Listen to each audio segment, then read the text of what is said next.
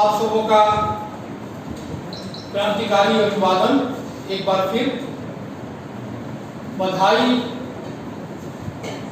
मैंने दे दी है आपके इस बेहतरीन आयोजन के लिए और आपने ताली बजाकर उसे स्वीकार भी किया। साथियों, हमारे पूर्व के साथियों ने आज की जो भी परिस्थिति है, भौतिक परिस्थिति है, आर्थिक परिस्थिति है, राजनैतिक स्थिति है, उस पर साथी महासचिव ने, साथी अध्यक्ष ने और साथी उपाध्यक्ष ने यह जो उपलब्ध समय सीमा है उसमें अपनी बातें रखी। मैं आप सबों के सामने जिस तरह से हमारे साथी महासचिव ने बात रखी कि आज जो बुर्जुआ वर्ग है, आज जो शासक वर्ग, पूंजीपति वर्ग है, वह राजनैतिक एकाधिकार चाह रहा है। मतलब कि राजनीति में हमारा ही डोमिनेशन रहे, हमारा ही कहना चले और यहां तक कि विपक्ष भी नष्ट हो जाए। उसी तरह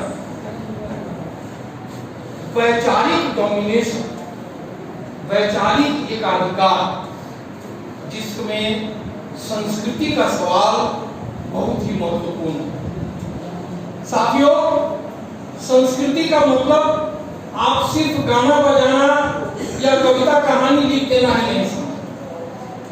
जो भौतिक संस्कृति होती है वो हमारे आर्थिक उत्पादन से संबंधित एक विस्तृत है, और जो बौद्धिक संस्कृति है वो हमारे दिमाग से, हमारी चेतना से संबंधित जितनी भी बातें आती हैं वो बौद्धिक संस्कृति में आती है। तो विचार पर जो एक अधिकार चाह रहा है आज का शासक पूंजीपति वर्ग, उसके विचार हैं क्या? वो क्या चाहता है? वो किस तरह की संस्कृति, आप किस तरह की संस्कृति के गिरफ्त में आज पूरे समाज को रखे हुए हैं? इस चीज पर थोड़ा प्रयास हम जो भी उपलब्ध समय है उस पर डालने की कोशिश करेंगे, और उसके लिए बहुत छोटे अंश। शासक वर्ग अपना मुनाफा चाहता है। शासक वर्ग निजी संपत्ति का मालिक है। तो इससे संबंधित विचार ही वह अपने शिक्षण संस्थाओं से लेकर अन्य जो भी साधन उपलब्ध हैं वैचारिक, वो प्रचारित प्रसारित करता है। हम जो सामने हमारे शिक्षक और नायक बैठे हुए हैं, आज से 10 साल पहले इनके बारे में हम थोड़ी बहुत जानकारियां अपने शिक्षक संस्थाओं में हासिल कर लेते थे। ये सारे धीरे धीरे करके पोस्ट से हटाए जा रहे हैं।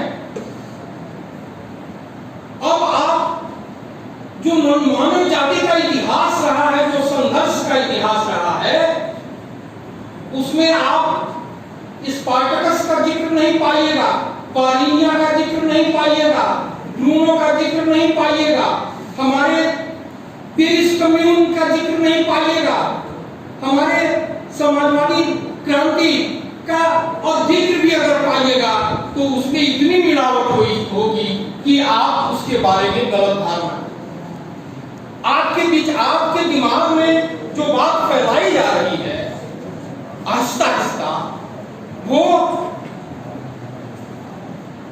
कि ये राष्ट्र हिंदू राष्ट्र हो जाना चाहिए। हिंदू राष्ट्र के जो नायक हैं, हिंदू राष्ट्र की अवधारणा को जो पेश करने वाले लोग हैं, उनको नायकों के रूप में धीरे धीरे पाठ्यक्रमों में स्थापित किया जा रहा है। स्टेशनों का नाम बदला जा रहा है, और ये इस तरह से आहिस्ता आहिस्ता किया जाता है। आपको पता है 4 दिन पहले की जो घटना है, जो चंद्रयान उतरा है, वो जिस स्थान पर उतरा है उस स्थान का नामाकरण उस देश को अधिकार होता है करने का कि जिसने वहां पर फतह हासिल की है, उस स्थान का नामकरण शिव शक्ति के नाम से। विज्ञान का जो अचीवमेंट है, विज्ञान की जो उपलब्धि है, उसका नामकरण और भविष्य में लोग इस चीज को, ये सांस्कृतिक मामले हैं साथियों,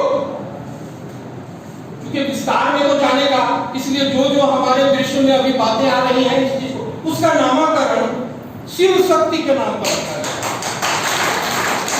अब ये बताइए कि उस चांद पर उतरने में हमारा जो चंद्रयान कामयाब हुआ है, उसमें शिव की शक्ति का क्या रोल है, जो कि मन शिव शक्ति उसका नाम रखा जाएगा। अभी इसी बुर्जुआ के एक पक्ष, हेलो, हाँ, इसी बुर्जुआ के एक पक्ष का जो नामकरण करने की प्रक्रिया रहती थी, यहाँ तक कि विज्ञान में कुछ हासिल होता था, हेलो, नहीं हेलो, हाँ, विज्ञान में कुछ हासिल हुआ जाता था, होता था, तो छोड़िए, विज्ञान में जो हासिल होता था, तो उससे संबंधित वैज्ञानिक के नाम पर जो छोटे जो तत्व खोजे जाते थे, तो उससे संबंधित वैज्ञानिक के नाम पर उस चीज का नामकरण किया जाता है, या विज्ञान से संबंधित किसी चीज के नाम पर नामकरण किया जाता है। लेकिन आपके भारत में वैज्ञानिकों की जो आज तक की जो सर्वश्रेष्ठ उपलब्धि रही है, उसका नामकरण ईश्वर के नाम पर। ये छोटी घटना और ये साधारण घटना नहीं है कि आपको में शिव शक्ति रखने पर, नाम रखने पर यहाँ करोड़ों लोग खुश हैं। तो इतिहास से उन नायकों को हटा जाए, इतिहास से उन घटनाओं के बारे में जो आपके सामने जिक्र किया जा रहा है, या अगर उपलब्ध भी करवाया जा रहा है, तो आधे अधूरे ढंग से उसमें मिलावट करके, ताकि वो शासक वर्ग की सेवा कर सके। 1 मिनट बेसी दीजिएगा, 1 मिनट लिखा गया है।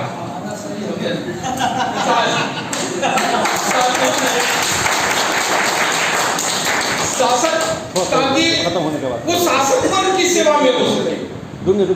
पिछले लगभग 100 वर्षों से यहाँ का जो प्रतिक्रियावादी संगठन रहा है, वह इस चीज का उद्यम लगातार करता आ रहा है कि हिंदूवाद की राजनीति, हिंदू राष्ट्र की राजनीति, हिंदू राष्ट्र की राजनीति को कैसे धीरे धीरे बढ़ाया, कैसे धीरे धीरे जनता में इंजेक्ट किया जाए।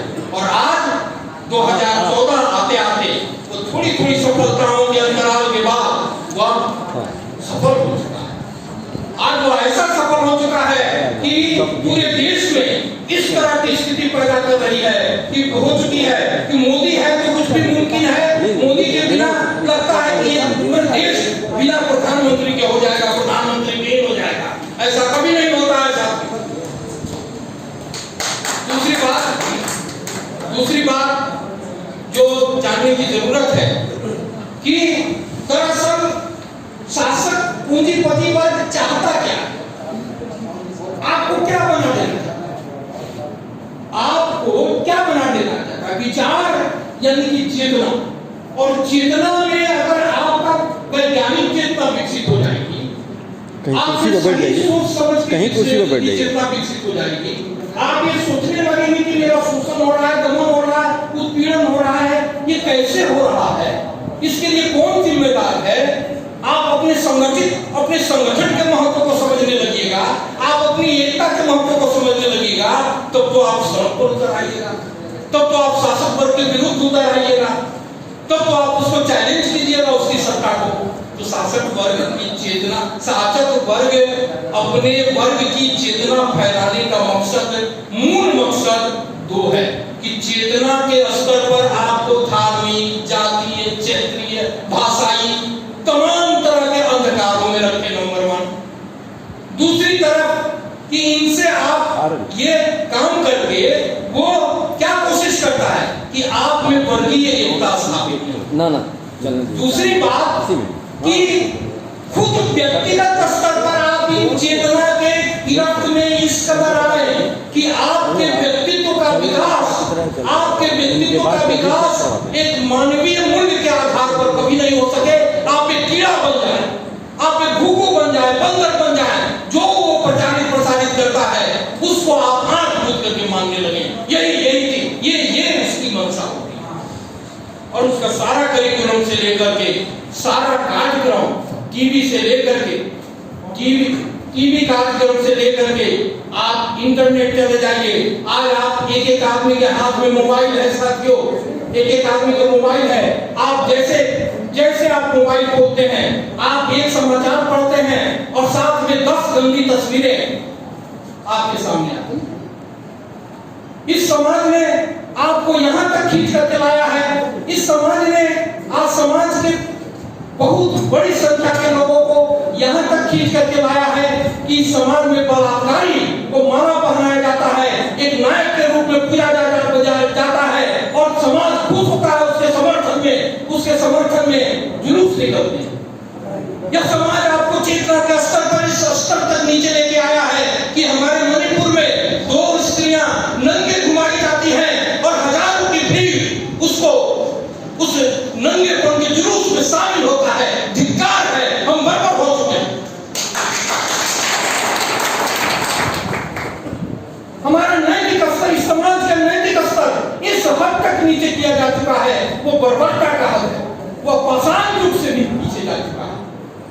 हम समाज पाषाण, इसकी चेतना आज का जो क्रांतिकारी, भले वो मुट्ठी भर लोग हों, इसकी चेतना से लैस होना पड़ेगा कि जो घातक विष का प्रभाव पूरे समाज में फैल रहा है, इसका प्रतिरोध, इसका विरोध सिर्फ और सिर्फ मजदूर वर्ग का अगुआ दस्ता आगे बढ़ कर कर सकता है, और कोई नहीं कर सकता।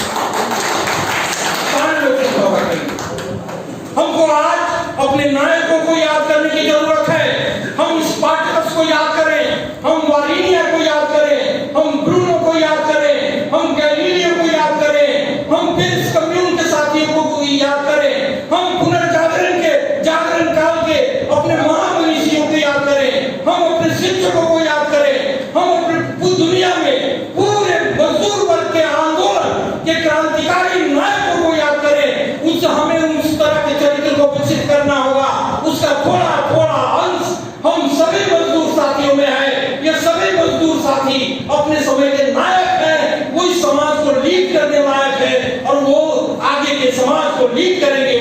हमें अपनी एकता की संस्कृति, हमें अपने संगठन की संस्कृति, हमें अपनी सामूहिकता की संस्कृति, हमें अपने प्रोग्रेसिवनेस की संस्कृति, हमें अपने वैज्ञानिक विचारधारा की संस्कृति को लेकर के लाल झंडे को आगे ऊंचा करते हुए इस समाज में तो मौजूद ये पूंजीवादी साम्राज्यवादी लोग ताकतें हैं, उनका हर देश के मजदूर को लोहा लेना पड़ेगा और उसी का हिस्सा पूरी दुनिया के मजदूरों का एक छोटा हिस्सा हम भी हैं।